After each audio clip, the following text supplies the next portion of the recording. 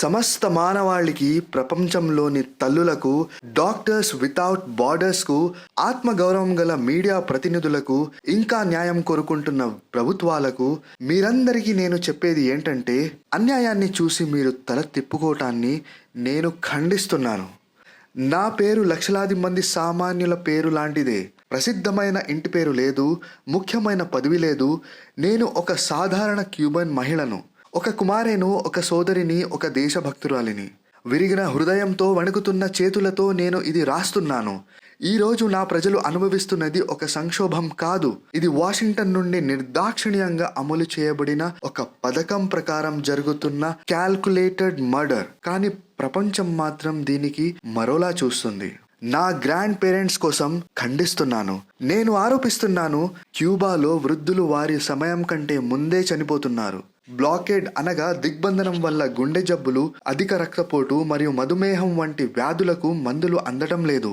వనరుల కొరత లేదు. ఇది ఒక ఉద్దేశపూర్వకమైన నిషేధం. క్యూబాకు సరుకులు అమ్మే కంపెనీలకు జరిమానాలు విధిస్తున్నారు, వేధిస్తున్నారు, బెదిరిస్తున్నారు. అయినా వారి ప్రభుత్వాలు మౌనంగా ఉంటున్నాయి. ఈ మొత్తం సమయంలో ఒక క్యూబన్ తాతయ్య మాత్రం తన ఛాతీని పట్టుకొని ఎదురు చూస్తున్నాడు.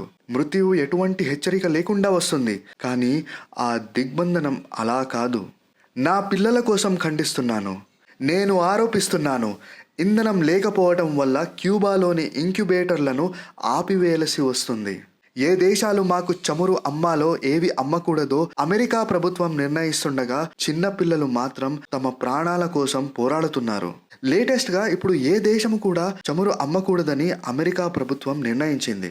అమెరికా తీరానికి కేవలం 90 మైళ్ళ దూరంలో ఉన్న ఒక పసికందు ఏడుపు కంటే వాషింగ్టన్లోని ఒక కార్యాలయంలో సంతకం చేసిన ఒక ఉత్తర్వుకే ఎక్కువ విలువ ఉండటంతో క్యూబన్ తల్లులు కళ్ళారా చూస్తుండగానే తమ పిల్లల ప్రాణాలు ప్రమాదంలో పడుతున్నాయి. కానీ వారు ఏమీ చేయలేని పరిస్థితి.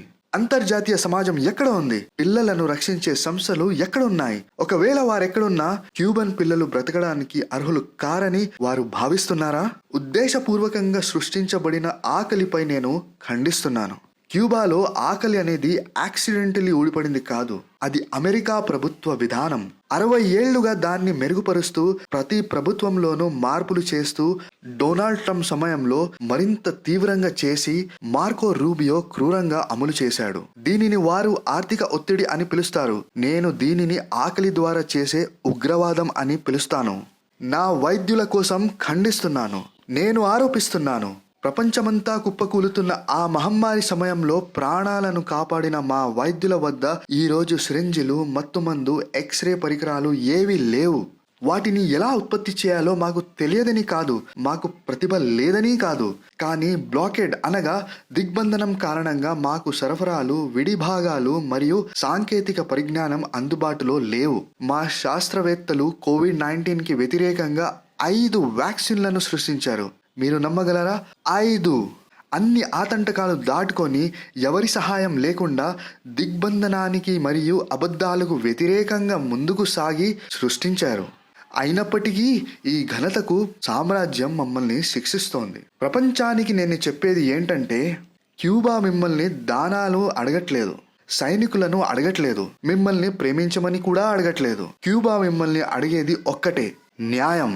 అంతకు మించి ఏమీ లేదు, అంతకు తక్కువ ఏమీ లేదు. నా ప్రజల బాధలను చూసి ఇవన్నీ ఇక్కడ మామూలే అని అనుకోవడం ఆపమని నేను మిమ్మల్ని కోరుతున్నాను. బ్లాకేడ్ లేదా దిగ్బంధనాన్ని దాని అసలు పేరుతో పిలవమని నేను మిమ్మల్ని కోరుతున్నాను.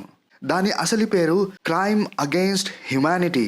వారు మా మెడలు నొక్కుతూ మీకు మాత్రం సంభాషణ అంటే డయలాగ్ మరియు ప్రజాస్వామ్యం అంటే డెమోక్రసీ అని కథలు చెప్తుంటే మోసపోవద్దని నేను మిమ్మల్ని కోరుతున్నాను. మాకు దాన ధర్మాలు వద్దు, మమ్మల్ని బ్రతకనివ్వాలని మేము కోరుతున్నాము. ఈ నేరంలో భాగస్వాములై ప్రభుత్వాలు మౌనంగా ఉంటే చరిత్ర మిమ్మల్ని మూల్యం చెల్లించేలా చేస్తుంది.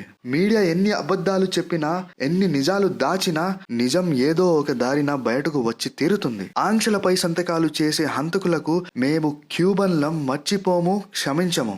మీ హృదయాల్లో ఇంకా మానవత్వం పట్ల గౌరవం ఉంటే క్యూబా వైపు చూడండి. వాళ్ళు మాకు ఏం చేస్తున్నారో చూడండి.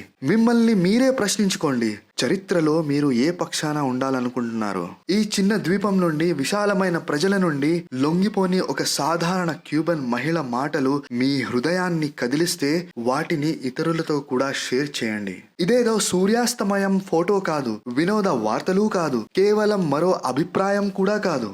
ఇవి మా ఏడ్పులు, ఇవి మా బతుకులు, ఇవి మా బాధలు. బాధతో వచ్చిన ఏడ్పులు ఎప్పుడూ నిశ్శబ్దం కావు. అవి వినబడతాయి, అవి ముందుకు పంపబడతాయి, అవి ఒక గుంపుగా మారుతాయి. ఈ రోజు నేను మిమ్మల్ని ఒక లైక్ అడగడం లేదు.